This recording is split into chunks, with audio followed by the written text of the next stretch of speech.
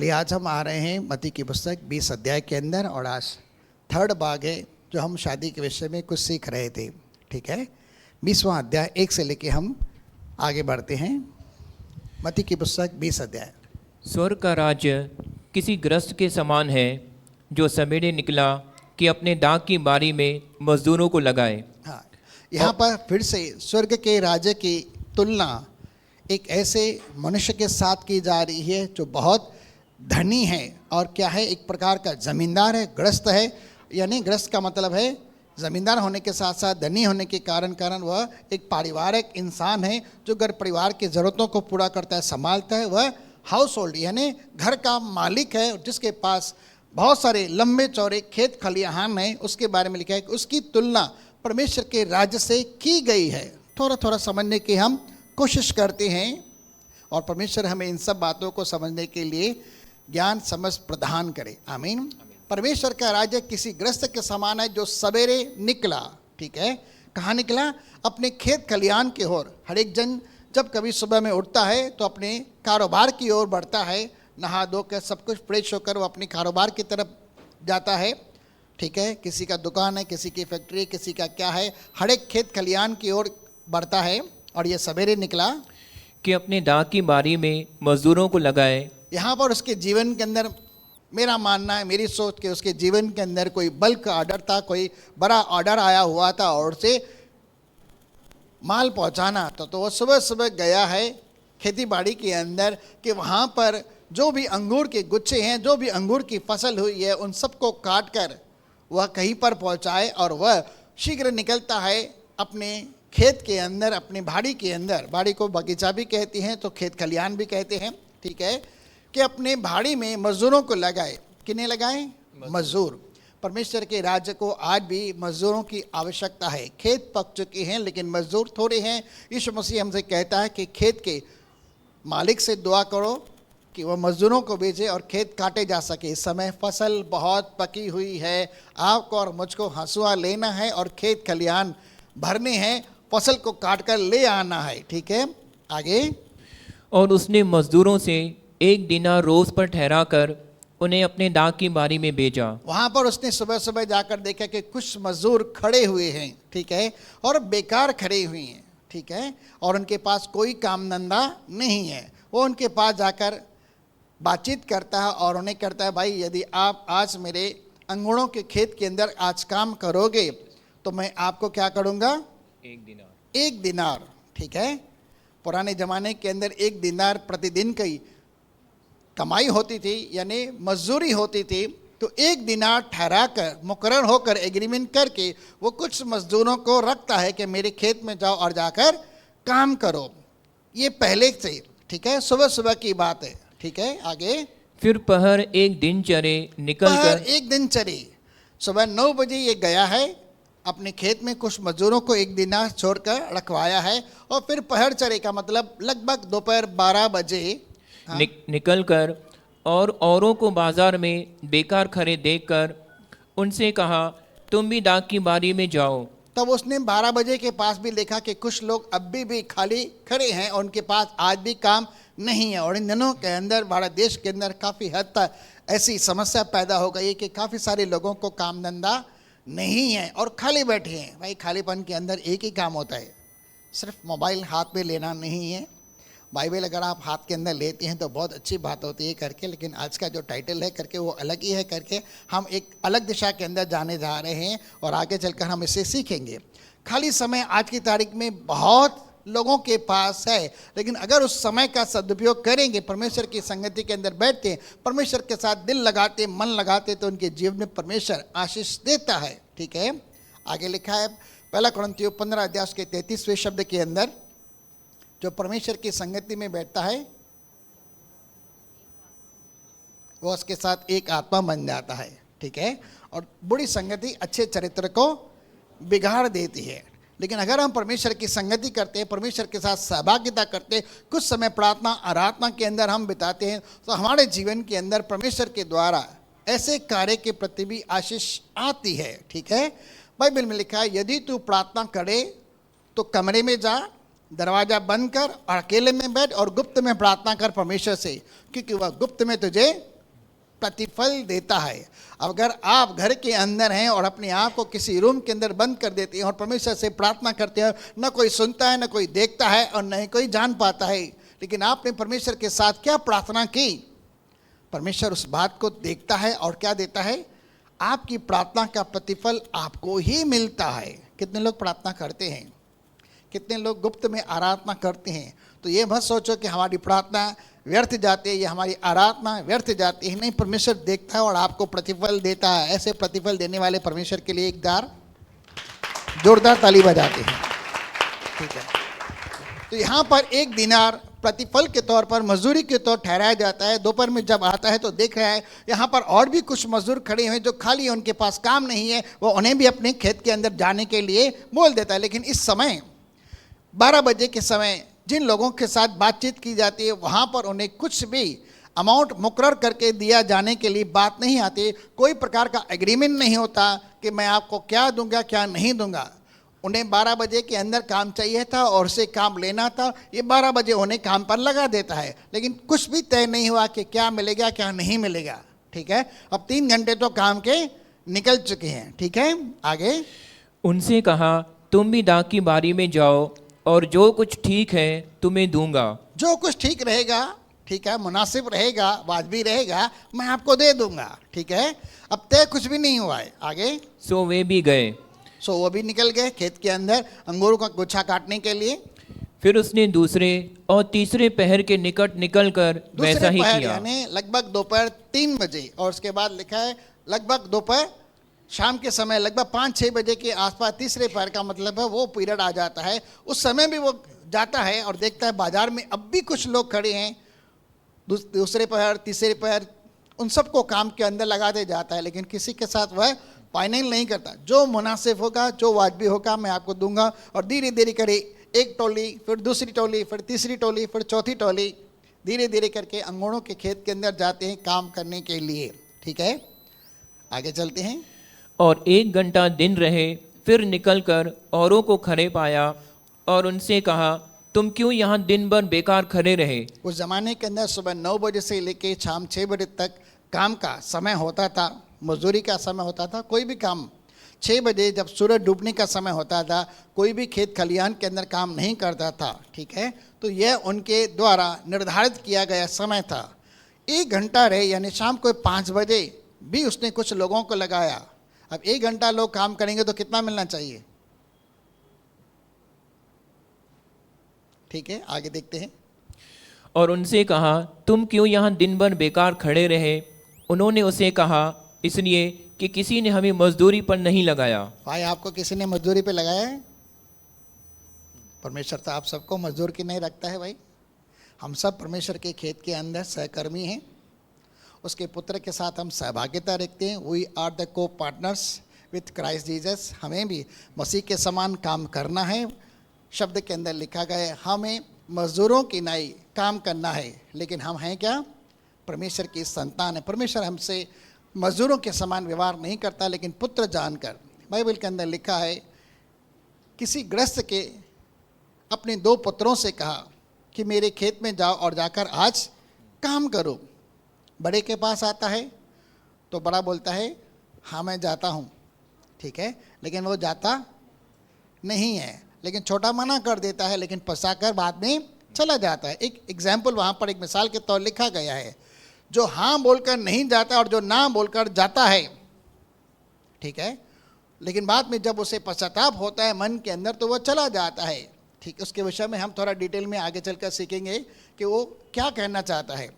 तो परमेश्वर हम सब से अपने खेत के अंदर, ये संसार खेत है। बाइबल के अंदर लिखा है मत्ती की पुस्तक 13 अध्याय के अंदर, ये संसार जो है खेत है, उसके अंदर हमें काम करना है। और काम क्या करना है, सुसमाचार की सेवा सुनानी है, प्रभु यीशु मसीह के बारे में सुनाना है कि परमेश्वर आज भी आपसे प्यार करता है, आपको भी बचाना चाहता है, आपको आपके पापों से क्षमा देकर आपको नरक की आग से बचाकर स्वर्ग राज के अंदर ले चलना चाहता है। और उनके विषय में प्रभु यीशु मसीह के नाम की गवाही देनी है कि वो जिंदा परमेश्वर है और शीघ्र बादलों पर आने वाला है मुर्दों और जीवितों का न्याय करने के लिए। सिंपल, अगर ये बाड़ी के अंदर हम काम करते हैं, इस खेत के अंदर हम काम करते हैं, तो परमेश्वर हमें एक एक आत्मा का प्रतिफल देता है, ठीक है। वो तो स्वर्ग में न जाने कितने मुकुट प्राप्त होंगे हम में से हर एक को, वो तो बाद में पता चलेगा, लेकिन उसके बारे में भी हम कभी सीखेंगे कि किस किस प्रकार के वहाँ पर हमें मुकुट मिलने जाएंगे। आगे चलते, 1 घंटा दिन रहे वह फिर निकल कर कि किसी मजदूरी पर लगाया। उसने उनसे कहा, तुम भी दाख की बारी में जाओ। हाँ, सांझ को दाख की बारी के स्वामी ने अपने भंडारी से कहा, सांझ यानी जब शाम को 6 बजे हुए, खेती बाड़ी का काम पूरा हुआ, सारे मजदूर खेत से बाहर आ रहे हैं और अपनी खजांची से कहता है, ठीक है, भाई मजदूरों इन सबका हिसाब करो और इन सबको मजदूरी दे दो। बाइबल में लिखा है, संसार के अंदर एक अलग कहावत है और बाइबल के अंदर कुछ अलग कहावत है करके, मजदूर को उसी दिन उसकी मजदूरी मिलनी चाहिए, ठीक है। मजदूरों को बुलाकर पिछलों से लेकर पहलों तक उन्हें मजदूरी दे दे। हाँ, अब यहाँ पर पहले जो शाम के 5 बजे काम पे गए थे उन्हें पहले मजदूरी दी जाती है, ठीक है। और कितनी मजदूरी मिल रही है? कितनी मजदूरी मिले? सब लोग बोलेंगे 1 दिनार। लेकिन 1 दिनार का क्या फाइनल हुआ था?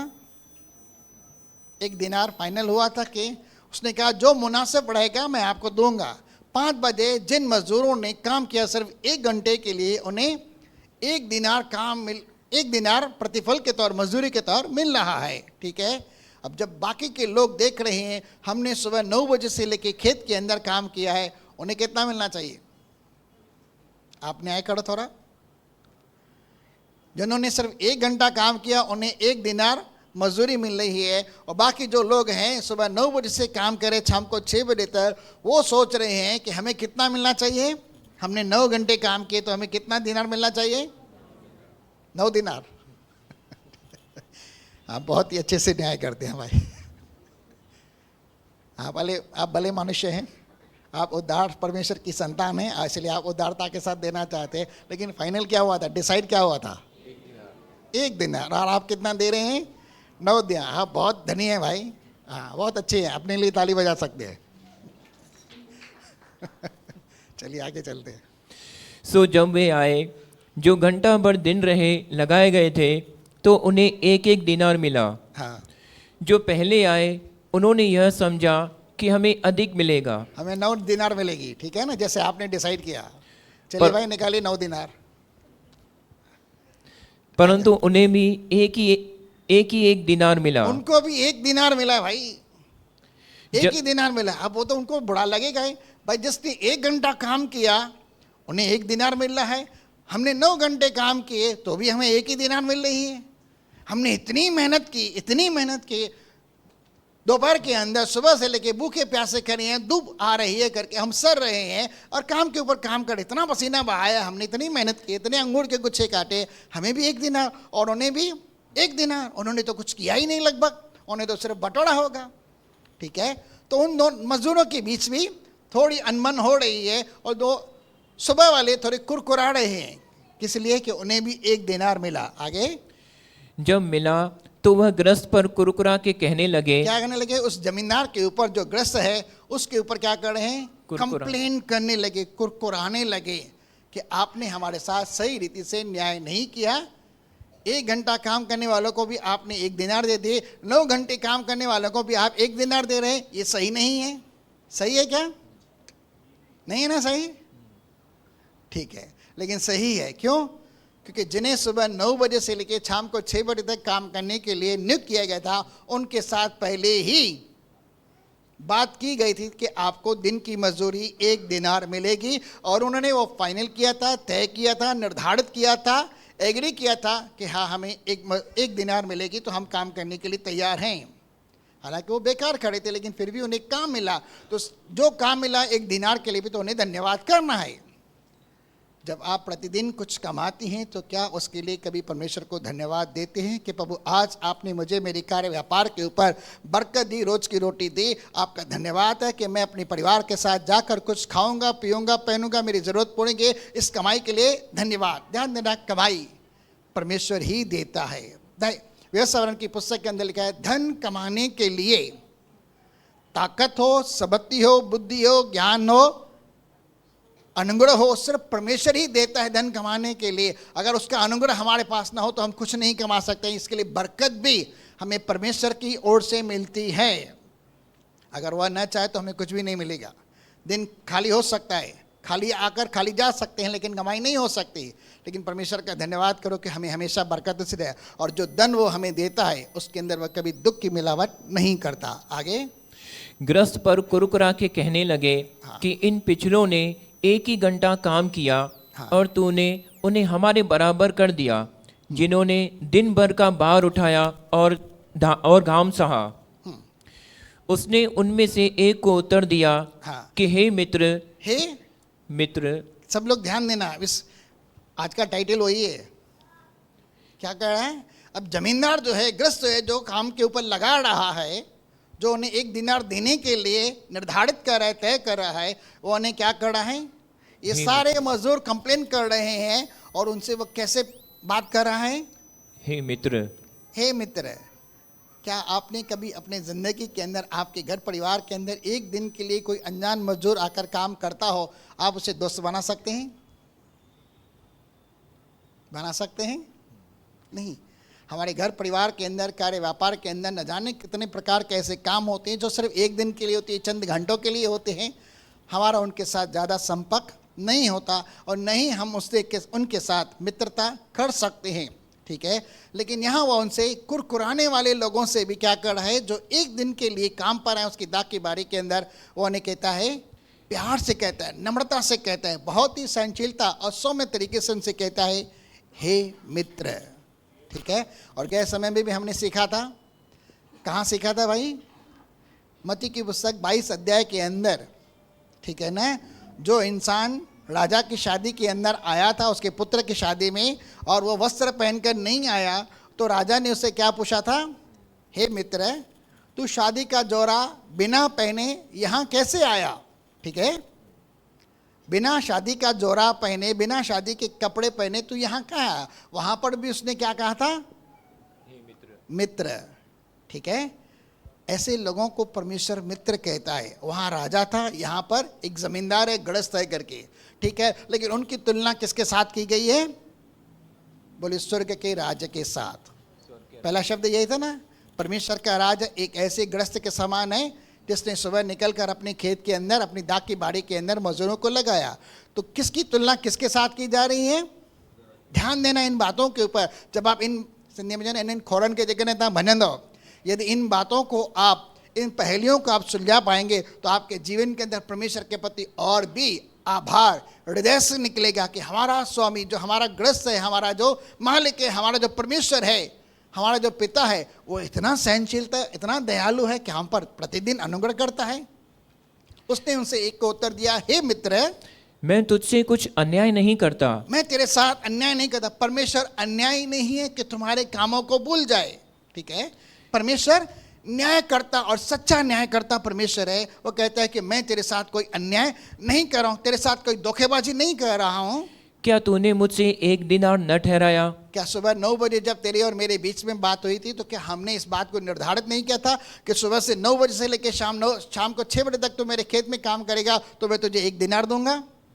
तो कहता है हाँ, डिसाइड तो यही हुआ था। तो बोला भाई ठीक है, आगे।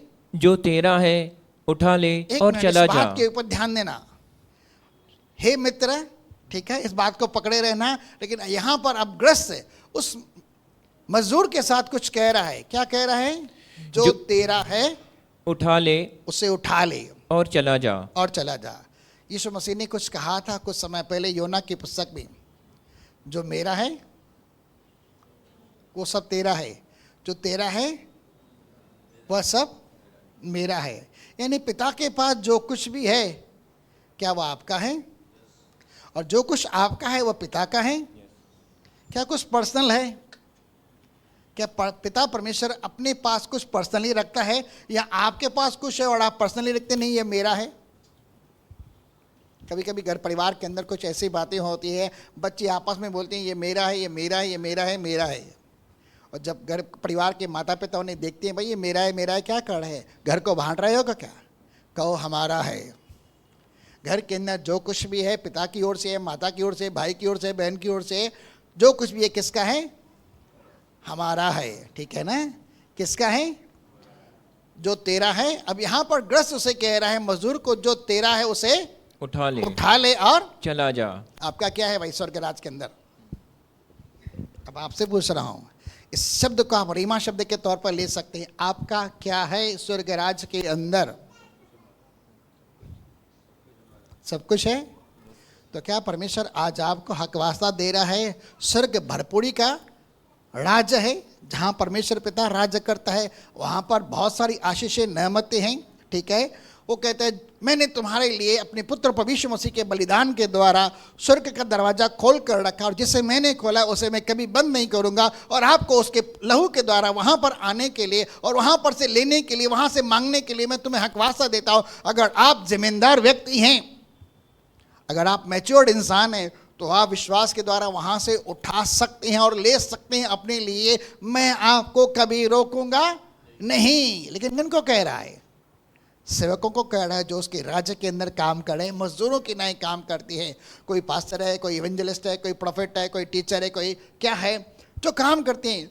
आप भी काम करते हैं, और हम में से काफ़ी सारे ऐसे लोग हैं, भाई बहन हैं, जो कभी न कभी कहीं ना कहीं किसी न किसी के लिए प्रार्थना करते रहते हैं, किसी न किसी के लिए मध्यस्थता की दुआ करते रहते हैं, किसी न किसी को किसी रीति से गवाही देकर सुसमाचार सुनाते रहते हैं, या प्रकट में इस बात की घोषणा करते हैं। तो आप जब सुसमाचार का काम कर रहे हैं, आप परमेश्वर के खेत के अंदर, परमेश्वर के राज्य के अंदर एक भागी बन जाते हैं। भागी यानी सहभागी बनते हैं, उसके पुत्र की सहभागिता के अंदर आ जाते हैं, और वहाँ पर आपको वो हक वास्ता देता है। आप जो चाहे वहाँ से उठा ले सकते हैं। परमेश्वर का आपको कभी मनाही नहीं करता। ये परमेश्वर आपको परमेश्वर के द्वारा दी जाती है।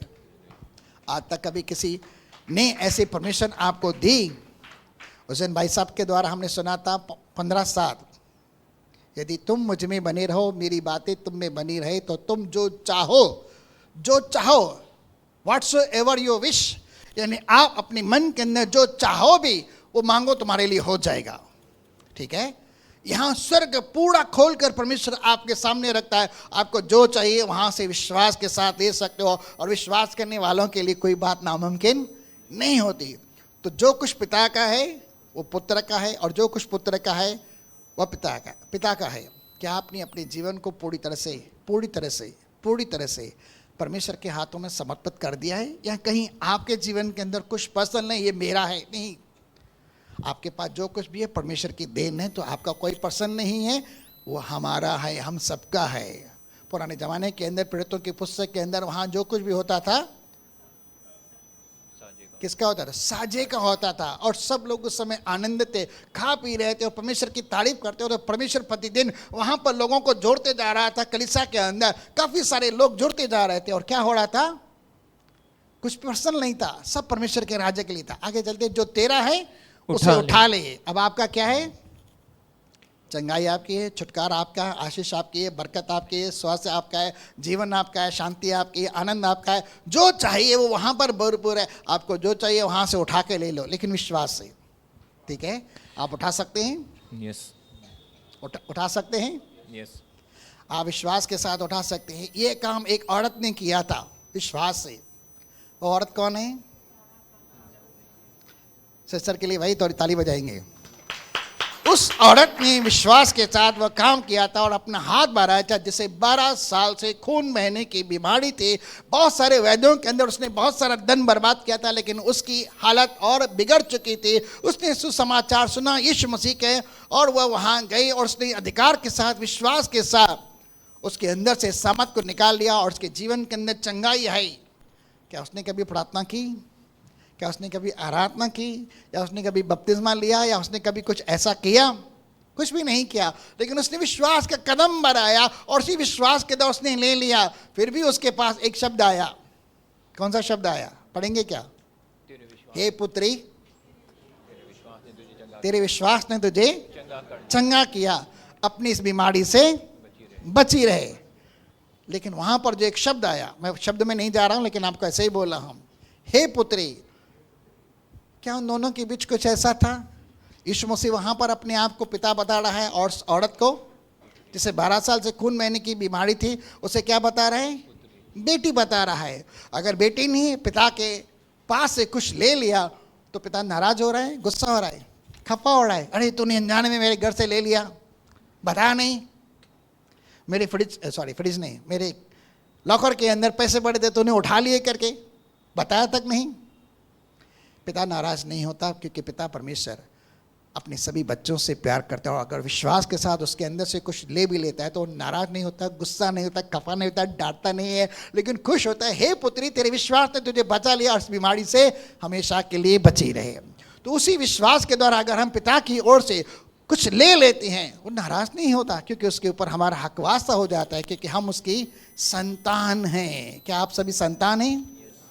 अब इसने इससे कहा हे पुत्री, तो आप और मैं कौन है? बेटे बेटी है ना। और स्वर्ग से अगर कुछ ले लेंगे, जहाँ पर हमें मीरास है, अनंत काल का जीवन मिला है, अगर ले लेंगे तो क्या होगा? पिता नाराज होगा? कुछ भी नाराज नहीं होगा, क्योंकि उसी ने हमें ये हकवासा देख कर रखा है और इससे पीछे कभी नहीं हटेगा।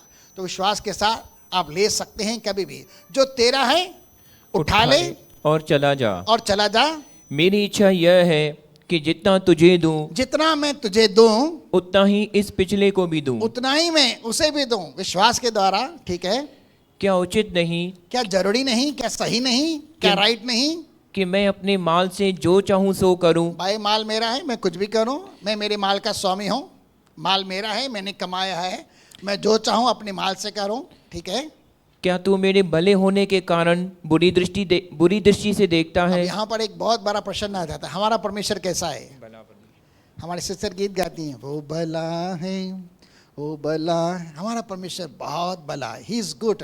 चक्कर देखो परमेश्वर को कि वह कितना भला है। वो कहता मैं अगर अच्छा हूं, मैं अगर भला हूं, अगर मैं सही हूं, तो मेरी अच्छे होने के कारण तू मुझे बुरी दृष्टि से क्यों देखता है? यह अब नजरिए की बात हो गई। कई सारे लोग परमेश्वर को बुरी दृष्टि से भी कभी कभी देख लेते हैं, अपने नातौल के हिसाब से। हर एक का नज़रिया अलग अलग होता है, लेकिन परमेश्वर के नज़रिए से देखते हैं तो हम सब आपस में भाई बहन हैं। ठीक है? पवित्र आत्मा का मंदिर है, उसके शरीर की अंग है, हम सबको चुन लिया गया, हम सब उसकी नज़रों के अंदर बराबर है। न कोई ऊंचा है, न कोई नीचा है, न कोई क्या है, न कोई क्या है, लेकिन सब मसीह यीशु में एक है। यही तो प्रार्थना कर रहा था यीशु मसीह यूहन्ना की पुस्तक 17 अध्याय के अंदर, जैसे हे पिता तू और मैं एक हैं, वैसे ही वे जो हमारे नाम पर, मेरे नाम पर विश्वास करेंगे, वे सब एक हो। जब परमेश्वर हम सबको एक की नज़र तक देखता है, एकता की नज़र से देखता है, हमारे अंदर कुछ पक्षपात नहीं करता, तो हम क्यों करें? और परमेश्वर कभी किसी का पक्षपात नहीं करता। ठीक है? आगे चलते हैं। क्या उचित नहीं कि मैं अपने माल से जो चाहूं करूं? क्या तू मेरे भले होने के कारण अपनी बुरी दृष्टि से देखता है मुझे? आगे, इसी रीति से जो पिछले हैं वह पहले होंगे, वो पहले होंगे, और जो पहले हैं वे पिछले होंगे। वो पहले होंगे। यानी परमेश्वर कैसे उनका हिसाब करेगा? परमेश्वर के राज्य में आज से 6000 सालों से लगभग काफ़ी सारे लोग सेवा करते आए हैं, परमेश्वर की ओर से सुनते हैं और परमेश्वर के राज्य के लिए इस दुनिया भर के अंदर परमेश्वर के संदेश को प्रवाहित करते हैं, प्रचार करते हैं। परमेश्वर उन सब को भी लेकर आएगा और एक दिन सबका वो बरोबर हिसाब करेगा। जिन्होंने परमेश्वर के राज्य के लिए थोड़े से थोड़ा भी काम किया है, वो उन सबको बराबर हिसाब देगा करके हर एक को प्रतिफल देगा। ठीक है? एक ही दिन पर हम सबको प्रतिफल मिलने जा रहे हैं, क्योंकि परमेश्वर आपके किसी भी प्रकार के परिश्रम को भूलता नहीं। आपने परमेश्वर के राज्य में क्या कुछ किया है, एक आत्मा को भी बचाया है, एक इंसान के लिए भी आपने अगर सुसमाचार सुनाकर उसको जीत लिया परमेश्वर के राज्य के लिए, वो आपको स्वर्ग के अंदर प्रतिफल देता है। और आप और मैं इस संसार के अंदर कुछ समय के लिए, जब तक यीशु मसीह बादलों पर हमें लेने नहीं आता, एक मजदूर की नहीं समझ कर सेवा करते हैं उसके खेत के अंदर, इस संसार के अंदर, तो बहुत बेहतरीन होगा। हालांकि हमारे पास हक वास्ता है पुत्र होने का, पुत्री होने का, संतान होने का, ये अपने आप में अलग बात है। ये हमारे बाप और बेटे के बीच का, बाप और बेटी के बीच का रिश्ता है। लेकिन जब खेत के अंदर काम करें तो अपने आप को मजदूर की नहीं रखें। ठीक है? किसी ने कुछ संसार के अंदर क्या कहा, थिंक लाइक किंग और वर्क लाइक लेबर। ठीक है? किसी ने ऐसा कहा था। तो भले आप अपने आप को पुत्र समझिए, पुत्री समझिए, लेकिन काम कैसे करें? और परमेश्वर को उसके खेत के अंदर मजदूर ही चाहिए। ठीक है? आगे, यीशु यरूशलेम को जाते हुए, बस शब्द क्या था? हे मित्र। क्या परमेश्वर के मित्र हैं? लेकिन परमेश्वर किसे कहता है मित्र? आज इसे थोड़ा वर्कआउट करते हैं। किसे मित्र करता है? जिसके खेत में काम करते हैं। अगर वो मित्र कुड़कुड़ाते भी हैं तो मित्र से कभी नाराज नहीं होता, उसे गुस्सा नहीं होता, उस पर खपा नहीं होता है, क्योंकि वह उससे प्यार करता है। ठीक है, चंद शब्दों को हम सुनते हैं। नीति वचन की पुस्तक 17 अध्याय, उसका 17 शब्द पढ़ते हैं।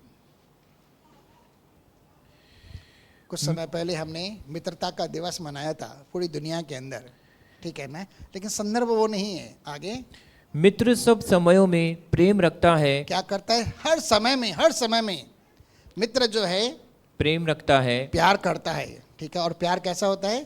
पहला कुरिन्थियों 13 अध्याय के अंदर उसका पूरा विश्लेषण लिखा हुआ है। मित्र हर समय में, दुख है, सुख है, अमीरी है, गरीबी है, बीमारी है, कुछ भी है, परेशानी है, अंदर बाहर है, परीक्षा है, हर समय मित्र से प्रेम करता है और विपत्ति के दिन भाई बन जाता है। और अगर मुसीबत आ जाए, दुख तकलीफ आ जाए तो क्या बन जाता है? भाई बन जाता है। और विपत्ति के अंदर भाई लोग भाइयों के साथ खड़े हो जाते हैं। दुख संकट के समय के अंदर भाई एक दूसरे के साथ कंधे से कंधा मिलाकर खड़े हो जाते हैं, लेकिन विरोध नहीं करते। ठीक है, मित्र, और मित्र भी ऐसा जो समय पर काम आए, और जो समय पर काम आए, विपत्ति के समय काम आए, तो वह भाई बन जाता है। उनके साथ एक प्रकार के मित्रता रिश्तेदारी के अंदर बदल जाती है। ठीक है, आगे इसी का पढ़ते हैं 27 अध्याय का 17 वचन, 27 का 17। जैसे लोहा लोहे को चमका देता है, हाँ, वैसे ही मनुष्य का मुख अपने मित्र की संगति से चमकदार हो जाता है। हाँ, आपका मित्र कौन है? जैसे लोहा लोहे को घिस कर चमका देता है। ठीक है, हमारे कुछ काम लोहे के होते हैं करके, ठीक है, और जब हम लोहे को लोहे के साथ घिसते हैं तो उसके अंदर जैसे एक प्रकार की चमक आ जाती है। मैं उस विषय में नहीं जाता हूँ, लेकिन एक मित्र जब दूसरे मित्र के साथ मिलता है तो उसके चेहरे के ऊपर चमक आ जाती है। जब आप यीशु मसीह के पास जाते हैं मित्रता निभाने के लिए, उसके साथ संगति करते हैं, तो आप कैसे हो जाते हैं? मूसा बार बार जाकर पहाड़ के ऊपर बैठ जाता था, 40 दिन उपवास करके उसकी संगति के अंदर बैठा रहता था, और उसके साथ क्या होता था भाई? उसके चेहरे से क्या निकलता था?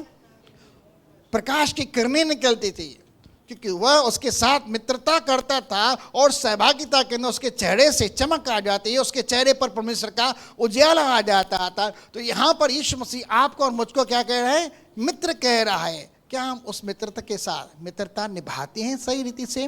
क्या उनके साथ सहभागिता रखते हैं? यीशु मसीह अपने चेलों को गतसमनी बाग के अंदर जब उनका आंखें भरी हुई थी और नींद का खुमार था, और यीशु मसीह अकेले एक ठेला फेंकने की दूरी पर जाकर प्रार्थना करता, परमेश्वर के आगे घुटने टेक कर, वो जब उनके पास लौट कर आया तो उनकी आंखें भरी हुई थी, उन्हें खुमार था नींद के कारण, और वो उनसे क्या कहता है? हे पतरस, तू मेरे साथ एक घड़ी भी जाग न सका, बिता न सका? एक घड़ी, 1 आवर, ठीक है, एन आवर, ठीक है, एक घड़ी भी तू मेरे साथ बिता नहीं सकता? इस समय मेरी कंडीशन क्या है? मुझे तुम्हारी ज़रूरत है, मैंने तुझे मित्र कहा है, और तू मेरे साथ 1 घंटा समय नहीं बिता सकता इस दुख की घड़ी के अंदर, जबकि मेरे प्राण निकलने जा रहे हैं, मैं बहुत व्याकुल हूँ, और तू मेरे साथ 1 घंटा नहीं बिता सकता?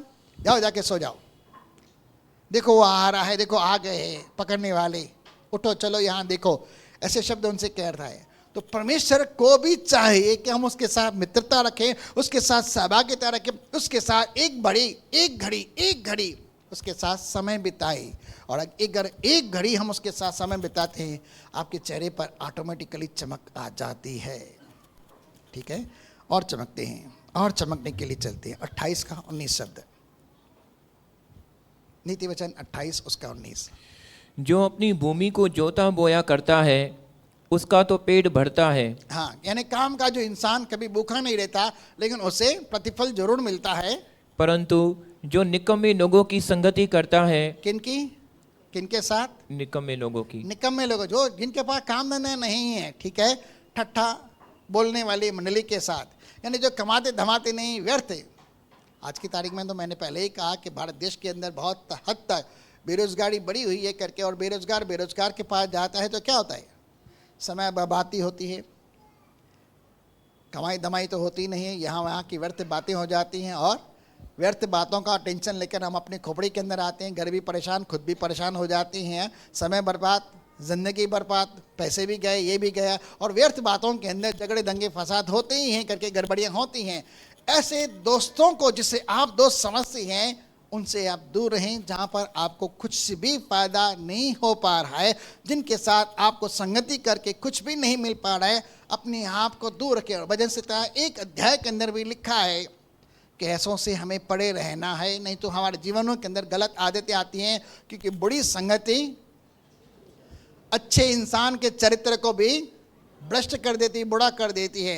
लेकिन किसी के साथ अगर हम अच्छी संगति करेंगे, जो हमारा अच्छा मित्र है, सबसे बेस्ट मित्र है, उसके साथ संगति करेंगे तो क्या होगा? मूसा के समान आपके चेहरे के ऊपर भी चमक आ जाएगी। ठीक है ना? तो संगति करेंगे, थोड़ी बहुत करेंगे। चलिए आ रहे हैं हम यहाँ। उस इंसान को भी मित्र कहा गया है, लेकिन एक और इंसान को मत्ती की पुस्तक में 3 बार मित्रता का शब्द आया है। कौन था तीसरा इंसान? कौन था? यहूदा इस्करियोती। भाई साहब के लिए ताली बजाएंगे। मत्ती की पुस्तक 26 अध्याय। हम जानते हैं कि यहूदा इस्करियोती कौन था? यह वही था जिसने 30 चांदी के सिक्कों के अंदर प्रभु यीशु मसीह को महायाजकों के हाथ बेच दिया था। ठीक है? 3.5 साल तक वो सेवकाई के अंदर रहा, बहुत सारे आश्चर्यकर्म किए, सेवकाई की, आत्माओं को भी जीता, और वह उसका एक खजानची था, क्योंकि जो धन की थैली होती थी वह यहूदा इस्करियोती के पास रहती थी, और जो कुछ उसके अंदर डाला जाता था वह वहाँ से निकाल जाता था। उसके मन के अंदर थोड़ी लालच थी धन के प्रति, वह उसके अंदर से निकाल लेता था। लेकिन फिर भी यीशु मसीह के साथ 3.5 साल सेवा करता रहा।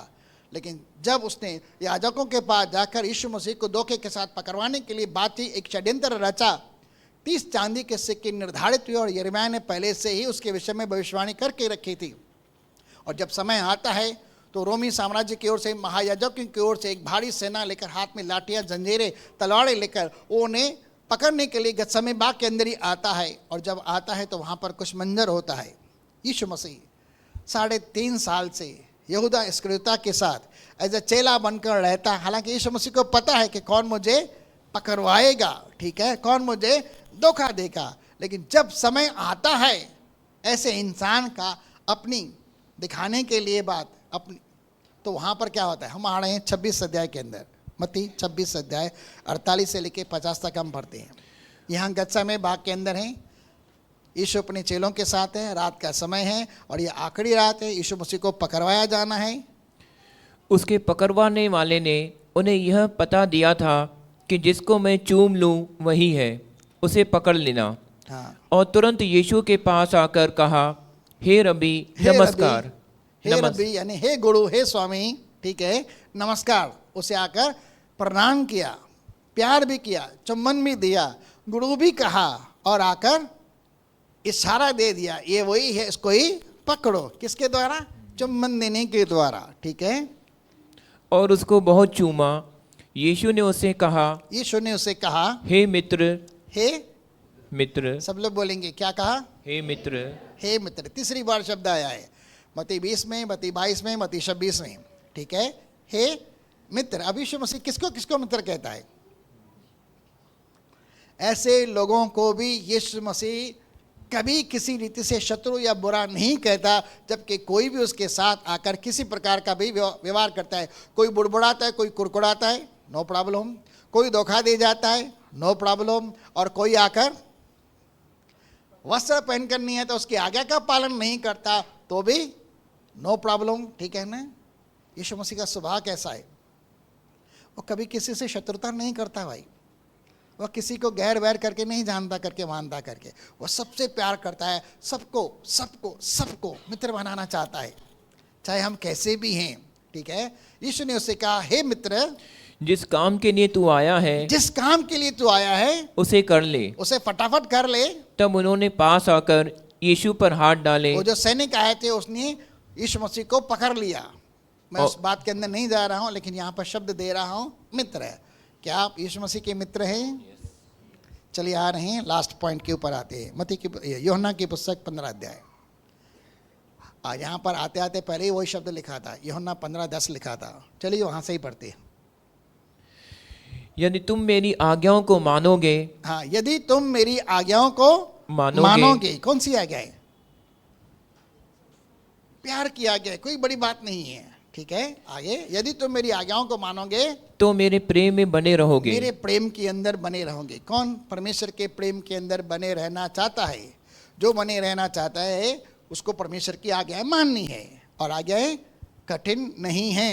ठीक है, जैसा कि मैंने अपने पिता की आज्ञाओं को माना है यीशु मसीह जैसे पिता की आज्ञा के अंदर चलता रहा और उसके प्रेम में बना रहता हूँ। उसके प्रेम के अंदर बना रहे, यानी आज्ञा के अंदर प्रेम में बने रहना है। अगर हम आज्ञा का पालन करते हैं तो प्रेम में बने रहते हैं, और प्रेम करते हैं तो हम क्या बनते हैं? भाई बच्चों को थोड़ा संभालिए। हाँ, अगर हम प्रेम में बने रहते हैं तो क्या होते हैं? एक और उपाधि आ जाती है। हम बोली फेस तो चमकेगा ही चमकेगा करके, लेकिन हम यीशु मसीह के चेले भी बन जाते हैं। ठीक है, डिसाइपल्स। आगे, मैंने ये बातें तुमसे इसलिए कही हैं कि मेरा आनंद तुम्हें बना रहे। हाँ, हमारे अंदर क्या आ जाता है? फिर हमारे जीवन के अंदर खुशी आ जाती है, आनंद आ जाता है। ठीक है, आगे, और तुम्हारा आनंद पूरा हो जाए। हाँ, मेरी आज्ञा यह है कि जैसा मैंने तुमसे प्रेम रखा। परमेश्वर आप सबसे प्रेम करता है, यस, पक्का? ठीक है, आगे, वैसा ही तुम भी एक दूसरे से प्रेम रखो। एक दूसरे से आप भी प्यार करो। इससे बड़ा प्रेम किसी का नहीं अब कि कोई अपने मित्रों के लिए अपना प्राण दे। प्रेम कैसे प्रकट किया जा सकता है? सबसे बड़ी बात यहाँ पर यीशु मसीह आकर दिखाता है। यीशु मसीह ने आपसे प्रेम किया, तो प्रेम उसने किस तरह से प्रकट किया? कि आपके लिए, मेरे लिए, पूरी मानव जाति के लिए, पूरे संसार के लोगों के लिए उसने अपने प्राण न्योछावर किए। एक दोस्त के लिए अपने प्राण तक दे देता है, और उससे वह कुछ उम्मीद नहीं करता, लेकिन मित्रता कायम रहे, सिर्फ मित्रता कायम रहे। वो वहाँ पर उसके प्रेम के बारे में बता रहा है। इससे बड़ा प्रेम किसी का नहीं कि एक मित्र अपने मित्र के लिए अपने प्राण दे दे।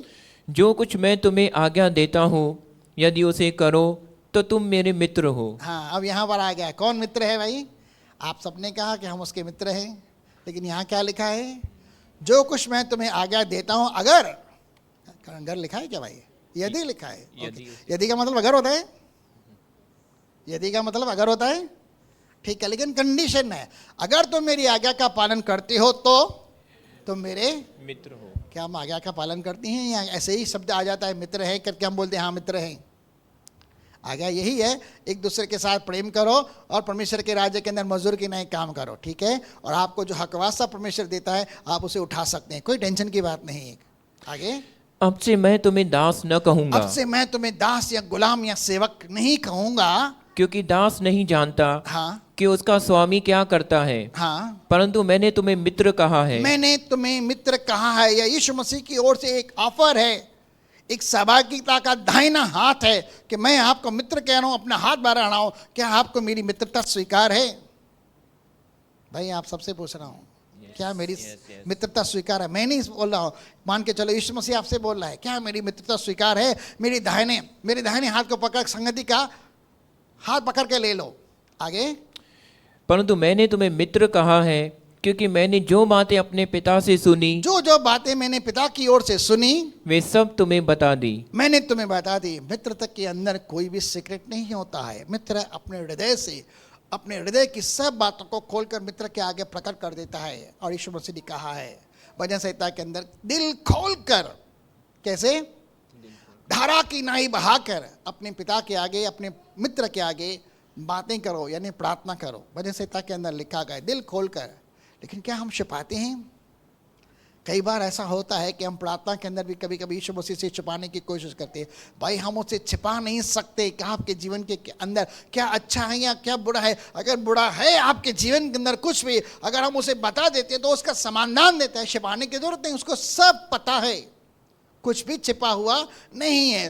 धारा की नाई पूरी तरह से उंडेल कर अपने हृदय को परमेश्वर के आगे रखो, वो आपके जीवन की हर एक समस्या का समाधान देगा। और आपके जीवन के अंदर, मैं साइकोलॉजिक बात नहीं कह रहा हूं, आपके मन की भी एक चिंता हट जाएगी, आपके मन के अंदर का टेंशन या बोझ रहेगा निकल जाएगा। जब आप खुले रीति से परमेश्वर के आगे प्रार्थना के अंदर अपने हृदय को रख देते हैं, आपका आधा टेंशन तो वहीं पर निकल जाएगा। और तब परमेश्वर की शांति जो सारी समझ से परे है, आपके विचारों को और आपके हृदय को सुरक्षा प्रदान करेगी।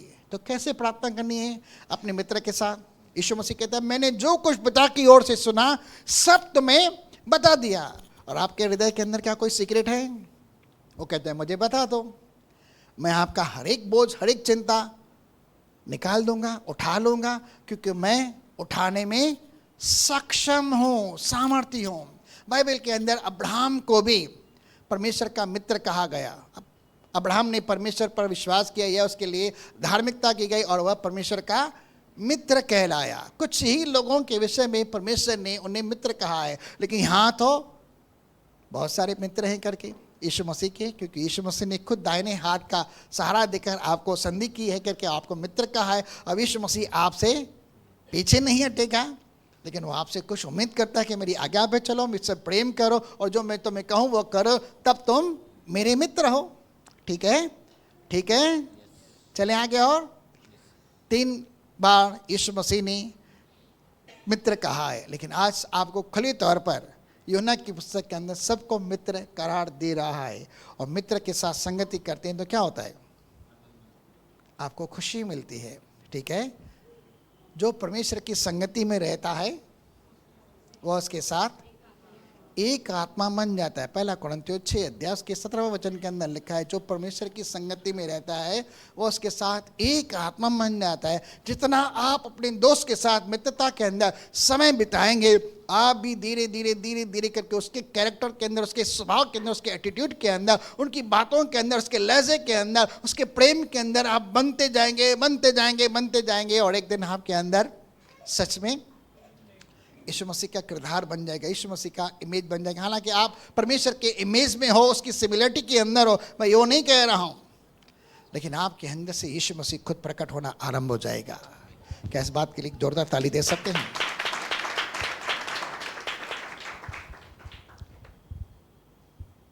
आगे चलते हैं। तुमने मुझे नहीं चुना, परंतु मैंने तुम्हें चुना है और तुम्हें ठहराया ताकि तुम जाकर फल लाओ। हाँ, और तुम्हारा फल बना रहे, कि तुम मेरे नाम से जो कुछ पिता से मांगो, जो कुछ पिता से मांगो वह तुम्हें दे। वह तुम्हें दे। यहाँ किसकी बात मांग कर रहा है? फल की मांग कर रहा है। और फल कौन सा? फल तो एक ही है। गलातियों 5:22 के अंदर लिखा है फल तो एक ही है। और कौन सा है? प्रेम का फल। जिसके अंदर प्रेम है उसके अंदर बाकी सब कुछ है, जिसके अंदर प्रेम नहीं है उसके अंदर बाकी कुछ भी नहीं है, क्योंकि प्रेम अपने आप में सभी चीज़ों को पैदा कर देता है। और जिसके अंदर परमेश्वर का प्रेम है वो ऑटोमेटिकली उसके कैरेक्टर के अंदर आ जाता है, उसके स्वभाव के अंदर आ जाता है।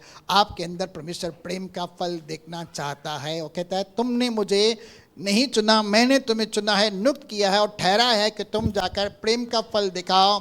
और ये प्रेम घटता ना जाए, कच्चा ना करे, लेकिन हमेशा प्रेम बढ़ता जाए। आज एक से कल, दूसरे से कल, परसों तीसरे से, सबके साथ हमें प्रेम करना है। प्रेम सबसे पहले परमेश्वर से, दूसरा प्रेम पड़ोसी से और तमाम लोगों के साथ। और वहाँ पर कोई गैर बैर नहीं है, सबके साथ प्रेम है। तो क्या एक जोरदार ताली देकर हम संदेश को यहाँ पर पूरा करें। बाइबल के अंदर 2 दोस्त हैं, उनके बारे में आपको कभी बताऊंगा करके। क्या कोई बता सकता है? पुराने नियम के अंदर भाई साहब के लिए ताली बजाएंगे करके। इस्राएल का पहला राजा शाऊल, उसका पुत्र योनाथान और दाऊद जिसने गोलियत को मारा था, इन दोनों के बीच में गहरी दोस्ती थी।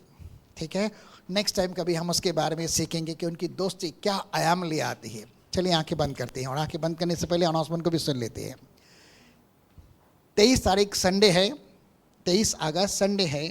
और जिन भाइयों और बहनों ने बाइबल क्विज के लिए नाम दर्ज कराया है उनके लिए 23 तारीख एग्ज़ाम की तारीख है। आप सभी भाई बहनों से अनुरोध है कि संडे के दिन दोपहर 1:30 बजे के समय आप इसी स्थान पर आएं और अपने आप को थोड़ी देर के लिए एक शिष्य जानकर, स्टूडेंट जानकर अपने साथ क्या क्या लेके आना है?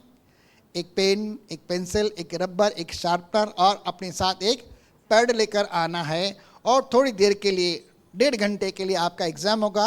ठीक है, 1:30 बजे से लेकर 1.5 घंटे तक आपका एग्ज़ाम रहेगा बाइबल क्विज का। तो आपको ये 5 चीज़ें लेकर आनी है और अपना समय निकाल कर ले आना है अपने बिजी शेड्यूल से। ठीक है, संडे के दिन बाइबल क्विज का एग्ज़ाम है यहाँ पर 1:30 बजे से लेकर लगभग 3:30 बजे तक। क्लियर? चलिए आंखें बंद करते हैं अभी। पवित्र पिता परमेश्वर, प्रभु यीशु मसीह के नाम से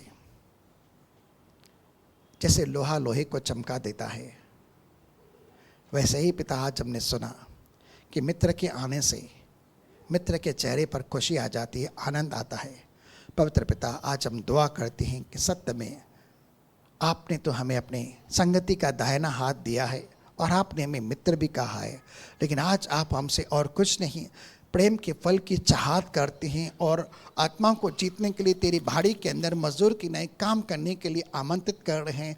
पिता, हम दुआ करते कि हमारे अंदर से जो सांसारिक खुमार है जिसके कारण हम सुस्त पड़े हैं पिता, या हमारे जीवन के अंदर किसी प्रकार का कन्फ्यूजन या चिंता है जो आत्मा को जीतने के लिए रुकावट के तौर बन रही है, हम प्रार्थना करते कि हम भी आपके साथ अपनी मित्रता का भाव प्रकट कर सकें और आत्मा को जीतने वाले बने और तेरे राज्य में, तेरे बाड़ी के अंदर, तेरे बगीचे के अंदर मजदूर की ना कर खेत के अंदर काम करें पिता, और तेरे लिए पिता उस प्रेम को प्रकट करते हुए आत्मा को जीतने वाले बने, ताकि न केवल हम स्वर्ग के अंदर प्रतिफल पाए लेकिन हम अपनी मित्रता का भाव प्रकट कर सके। प्रार्थना करते हैं कि पिता हमारे अंदर वह भाव आने दे, वह धुन, वह लगन, वह जुनून आने दे पिता, और हम ठंडे न पड़ने पाए। लेकिन पिता, इन दिनों के अंदर जबकि तेरा आना बहुत निकट है बादलों पर, तू शीघ्र आने जा रहा है, प्रार्थना करते कि हमें और आत्माओं को जीतने के लिए हमें नए नए अवसर दे पिता, नए नए घर खोल, नए नए द्वार खोल, नए नए मार्ग बना, ताकि हम उनको जीत सके और स्वर्ग राज के अंदर उन्हें ले आ सके और अपना प्रेम तेरे आगे प्रकट कर सके। क्योंकि आपने हमें तो मित्र कहा, हम भी यही कहते हैं कि आप हमारे सच्चे मित्र हैं, आपसे बेहतरीन मित्र और कोई नहीं है। हम आपके साथ सहभागिता भी करना चाहते हैं, संगति भी करना चाहते हैं, प्रार्थना के अंदर एक घड़ी भी बिताना चाहते हैं, ताकि हमारे जीवन के अंदर आपकी ओर से न केवल शांति है, आनंद आए, हमारे चेहरे पर भी प्रभु एक चमक आ जाए। हम दिल से दुआ करते हैं ऐसा करने के लिए आप हमारी सहायता और मदद करें। धन्यवाद करते हैं पिता कि आपने हमारी तमाम विनती प्रार्थनाओं को सुना। सारा आदर और सारी महिमा आपको मिली प्रभु यीशु मसीह के सामर्थी नाम से। अब पिता परमेश्वर का प्रेम, प्रभु यीशु मसीह का अनुग्रह और पवित्र आत्मा की सहभागिता अब से लेकर सर्वदा तक, जब तक मसीह यीशु बादलों पर आए, हम तमाम भाइयों और बहनों के संग बनी रहे और बढ़ती रहे। सारे भाई बहन बोलेंगे बोल प्रभु यीशु मसीह की। प्रभु आप सबको आशीष करे, अनुग्रह शांति से भरे। भाई लोग भाइयों से, बहनें बहनों से हाथ मिला कर सकते हैं।